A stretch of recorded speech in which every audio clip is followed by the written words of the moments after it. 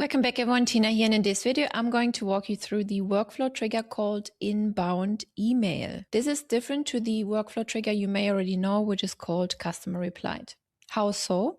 The inbound email trigger can target both contacts that are coming from outside your CRM account into your account and trying to cold email you, for example, or already existing contacts in your account that are just messaging you. The customer reply trigger only fires when a customer replies to an email that you have sent from the CRM. So that's the difference. So the inbound email trigger allows you to fire any action whenever an email is received. This trigger also gives you granular control on how the emails are being received that are incoming. So you can capture leads, route conversations, and reply faster than ever. So to recap, the inbound email trigger works with contacts that are not in your CRM.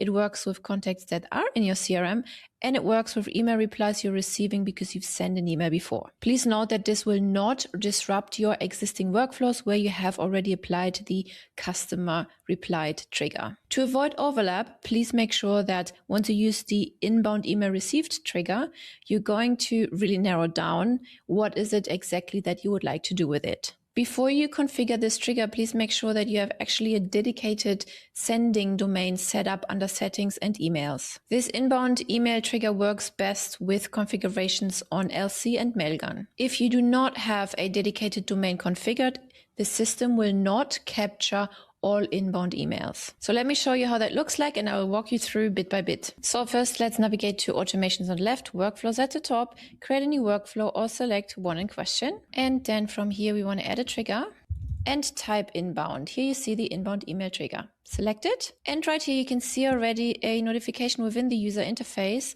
that capturing emails from this particular domain causes problems because it's been connected to multiple different sub-accounts. So please, if you have multiple different accounts, always use a separate subdomain for each account. Do not use the same CNAME because it will cause issues. So from here, you see the workflow trigger is inbound email.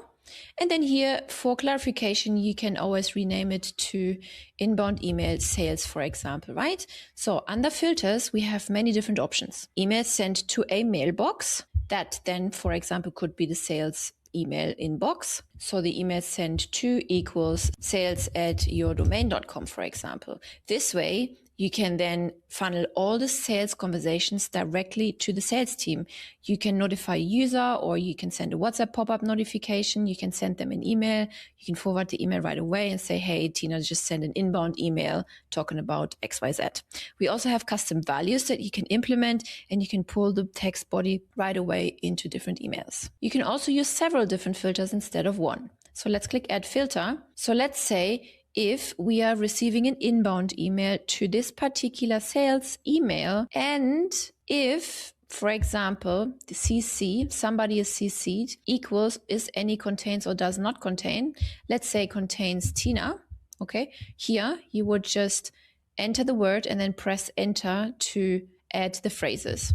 So if the name Tina is CC'd into an inbound email that goes to sales, then this trigger would fire. We can continue with the filters if we wanted to and be even more granular. If it's coming from a particular email, from a particular person, if it has a subject line refund, for example, if the body has specific criteria, if the email has attachments, if somebody replied to a workflow or has a contact tag. So you can really be very specific with what you want to do with this automation. So now let's say we just wanted to keep those two filters. Next up, we have the advanced settings, which you can turn on if you don't want this trigger to fire every time a new email comes in, even if they just reply to a thread. So let's say you're receiving an email from somebody to the sales email, and they reply back and forth, your conversation goes back and forth, then it doesn't make sense to keep notifying the team every time they reply. So maybe it would make sense, based on your use case, to just turn this on, and that the trigger then only fires for new email conversations. So from here, we want to save the trigger, and then you could go ahead and create your actions. For example, if we receive an email to our sales email, we could add it to a pipeline, right? We can select a pipeline, we can select a stage. into the marketing pipeline, and that would be a new lead. Opportunity name, we can add their contact. You can add the source, the opportunity value. Let's say your product is $2,000, and then the status is obviously still open. Then we can hit save action. And now every time you're receiving an inbound email to the sales email, they get put into the new lead column inside of opportunities. We can also, for example, assign a task to a team member then to take care of this particular email. Now let's X this out and use another inbound trigger. You can use, by the way, several different ones.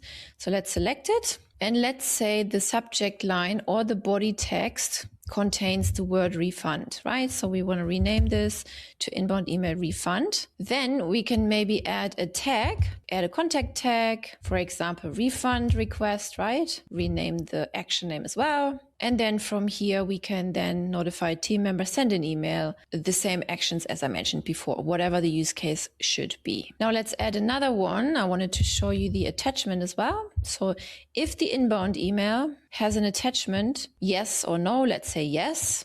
If there is some sort of PDF or anything like that attached to that email, then we want to fire that trigger. Then from here, you can notify the operations team, for example, or add a tag, signed contract, or whatever the use case may be. You can also prevent the trigger from firing on every single reply on a thread. To do that, uncheck the track replies in existing threads inside of the workflow settings. When disabled, the trigger only fires for new emails in new threads. Well, I hope you like this feature, and be sure to check out all of our other videos within the playlist. I will see you over there. For more information about this particular feature or any other feature, check out the Content Army YouTube playlist, as well as the help doc library linked in the show notes below and our blog. See you then.